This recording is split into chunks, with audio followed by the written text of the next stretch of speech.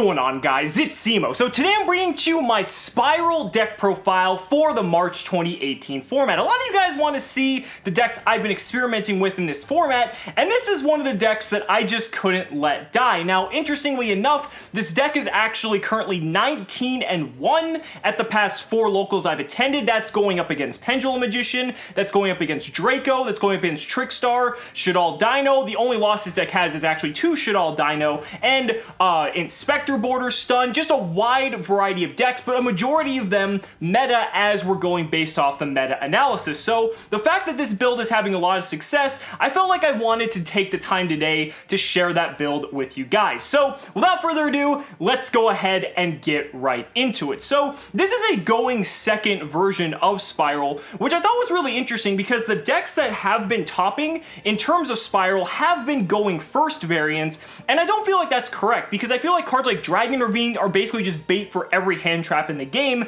and this deck is still just incredibly explosive that I feel the going second route is the correct way to go, especially considering every other deck pretty much wants to go first.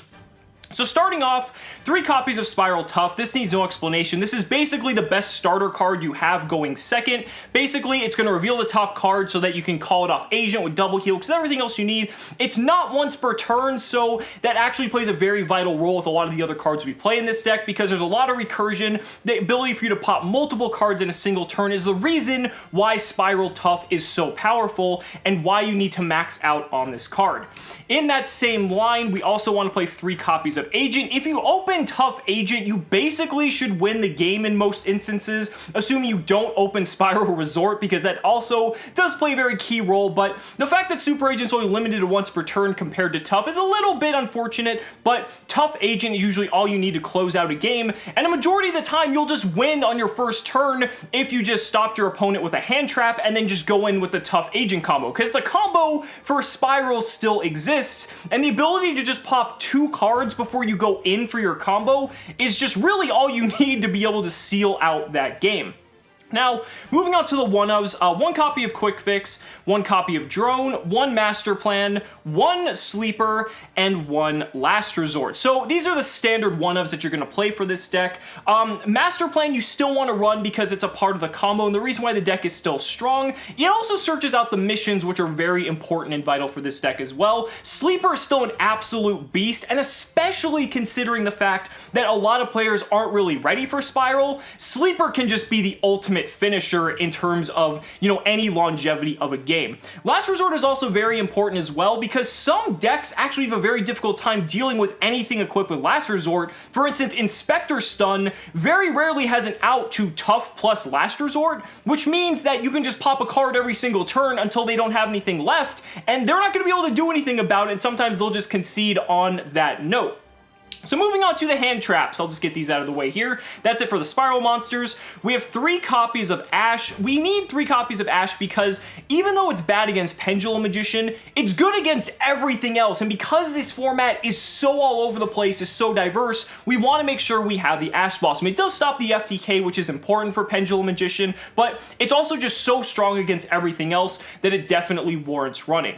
We're also running 3 copies of Ghost Ogre and Snow Rabbit. Ogre is basically in here primarily for Pendulum Magician to hit the Electromite, but you can also use it against Draco as well. Ogre's pretty good in that instance. Ogre isn't a bad card, but Ash is typically just better in most instances, but Ogre's actually pretty good against the best decks outside of Trickstar, so that means it's definitely worth running, and especially because Pendulum Magicians are so prevalent, you want to max out on Ghost Ogre.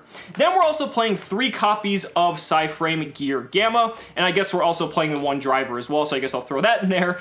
So Gamma is actually more important in this deck now than it ever has been before. The reason for that is Gamma essentially allows you to OTK if you have to use Spiral Resort and can't do the full combo, because the full combo typically does 8,000 damage, and without the use of Master Plan to get all your resources, so let's say you open the Spiral Resort, the maximum amount of damage you can cap out on is 5,700, I believe. And the thing is, Gamma plus Driver is an extra 3,500, which means you can go over 8,000 by just not making Omega, and can OTK your opponent without the need to use Master Plan to fetch the remainder of your resources. So that's very good. It also helps protect a ton of your spell cards as well.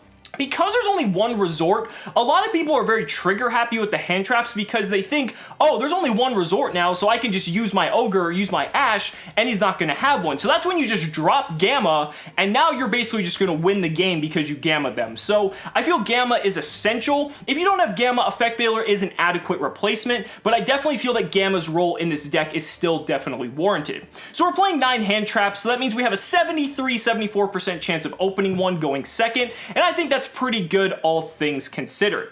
So that's it for the monster lineup. Moving on to the spells, we have 1 copy of Spiral Resort, but then we're also playing 3 copies of Terraforming to help supplement that. Now, the thing is, you want to play the 3 Terraforming because if you don't open your tough agent combo to basically just kill your opponent flat out, you want to see Spiral Resort because it's going to help get you to your combo. Now, you're not going to kill them in the same turn, but Spiral Resort's going to help maintain the deck's consistency, and I think that's what a lot of people overlook.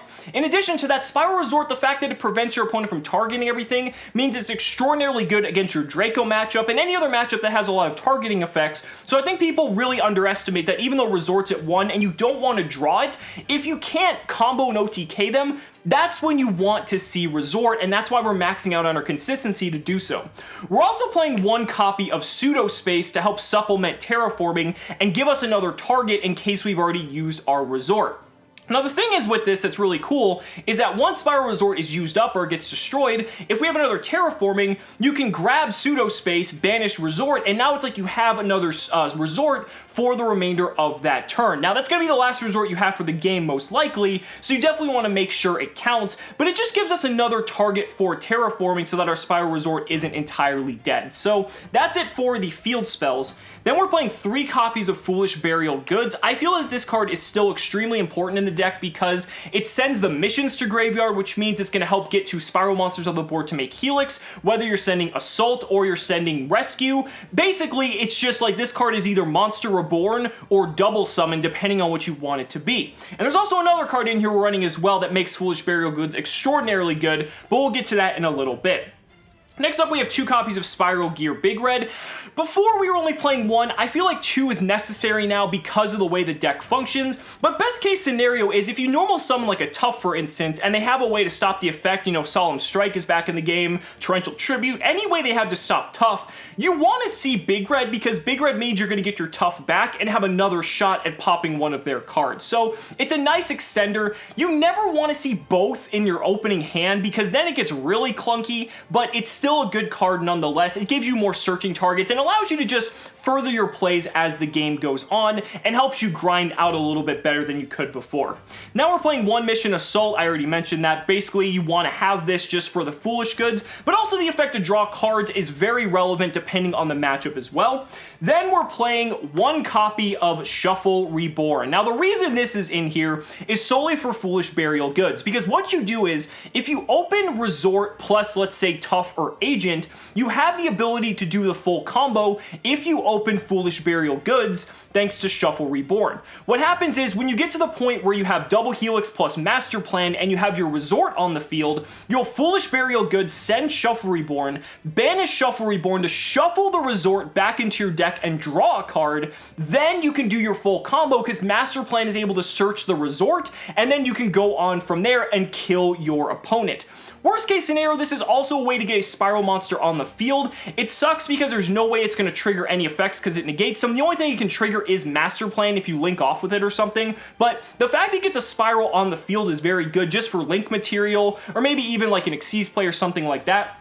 But overall, very, very solid card. This is the 41st card, so if you were going to cut something in this deck, this would be the card to cut. I just really love the utility that this card has. It allows you to OTK so much harder if you don't have to use your Foolish Burial Goods as additional extenders. And then we're just playing a ton of one-ofs. Rhoda, obviously, because it searches what we need. Foolish Burial, because it gets good cards into the graveyard. 1-for-1 is usually game if it resolves for the most part. Monster Reborn is absolutely incredible hittable because it just acts as a big red but can target anything, so that's just a very good card. And then we're also playing 1 Dark Hole and 1 Raigeki. Now, the reason I'm playing these, I'm actually playing these over Evenly Matched because these allow you to still have a battle phase, which is very important for this deck. And while Evenly Matched is a strong card, relinquishing your battle phase into going second deck is not exactly ideal. Now, personally, at the moment, I am siding Evenly Matched for games 2 and 3, but for the main deck, I feel Dark Hole and Raigeki are better because they're more proactive, and they're just very solid cards all around. Then wrapping up the deck, we have 2 copies of Spiral Mission Rescue. We don't need anything else in terms of traps, but this card is just phenomenal in allowing you to recur your resources back to your hand with its on-field effect, and then it's Monster Reborn in the graveyard, which allows you to do a ton of shenanigans as well. So that's going to wrap it up. It's a 41 card main deck, as I said. Shuffle Reborn is the 41st card, so if you really don't like that card, you can just get rid of it for something else, or just take it out altogether, and you're down to 40 cards. For the extra deck, we have 2 copies of Helix. You don't need 3. It's very rare that you'll need to go into a 3rd one because the game should be over by then. And I guess it gives you a little bit of a hedge against Ghost Reaper and Winter Cherries if your opponent's running it, but that isn't really a big deal. And the reason why Spiral is so good right now is because since people have stopped playing Ash or maybe relegated it to the side deck, this card has resolved so much more for me since the new ban list and since Pendulum Magician and Draco have taken over the format. So that's something else that makes Spiral really good because a lot of people aren't anticipating it, and since people are playing cards like Ogre, they can Ogre this all day. You're still going to get Sleeper, and they still have to deal with a Sleeper during their turn, and that's great for you. So you'll gladly have this card get Ogred, no problem. Then we also have 1 Link Karibo. This is a very big distinguishing difference between the US and Europe, for instance. Link Karibo help makes this deck phenomenal because, for instance, in the instance of a card like Spiral Quick Fix, you can normal Quick Fix, add like Big Red, and then you can make Link Karibo, get back the Quick Fix with the Big Red, and then now your opponent is probably not going to kill you through that because you have Link Karibo, and then you also could search like Last Resort to equip to the Quick Fix to give you a very, sizable board that your opponent has to play through, compared to before where you just summon Quick Fix, add Big Red, pass. Like, Link Karibo actually gives you a lot of utility, and the fact you can recur it every turn is amazing. So definitely a great addition. I'm sorry, my fans in Europe, that you guys can't play this yet, but I really hope you get this card soon. Moving on to the Link 2s, 1 Ib. Ib is just a good card all around, really not much more to say. Proxy Dragon, Underclock Taker, just generic Link 2s that you might need. Underclock's better than Proxy most of the time just because of the down arrow, but Proxy sometimes comes up if you need to maybe link to Firewall, for instance. 1 Decode Talker. You're basically going to make Decode Talker like every game if you can, so that definitely is a mandatory card. And then 1 Gaia. Gaia is actually important because if you're going up against the Pendulum matchup, you want to make Gaia over Decode because the arrow doesn't point up and gives them an extra monster to Pendulum summon out of their extra deck. So you definitely want to make Gaia in that matchup if you can. Unless you're going to game them with Decode, then that's totally fine. Moving on to the Link 4s, 1 Firewall Dragon. Firewall can come up, it's not very often, but if you need to make a board that has at least like 1 sort of disruption, Firewall is your way to go. 1 Borlo Dragon. Basically, if there's any card in the game you can't out, Borlo Dragon can out it. Masterpiece is relevant. Beals, there's so many good cards that Borlo can take care of. 1 Saryuja. Saryuja is another card that I'm just playing in here just because I can. You really don't need to play this card, but there's some instances where you can make it, and let's say you don't really have a good move. Saryuja allows you to refresh your hand, possibly draw into one of your 9 hand traps, which means you will have disruption for your opponent's turn, and then maybe because of his effect to special summon out, you can continue and extend your plays from there. So Saryuja is just a nice addition. I wouldn't say it's mandatory, but it's definitely a very solid card nonetheless. 1 Cyframe Lord Omega because we're playing Gamma. A cool interaction with this as well is that if you banish your resort for the pseudo space, you can put it back in your graveyard and banish it again next turn, and essentially do that infinitely if your opponent leaves the pseudo space out. So cool little trick there.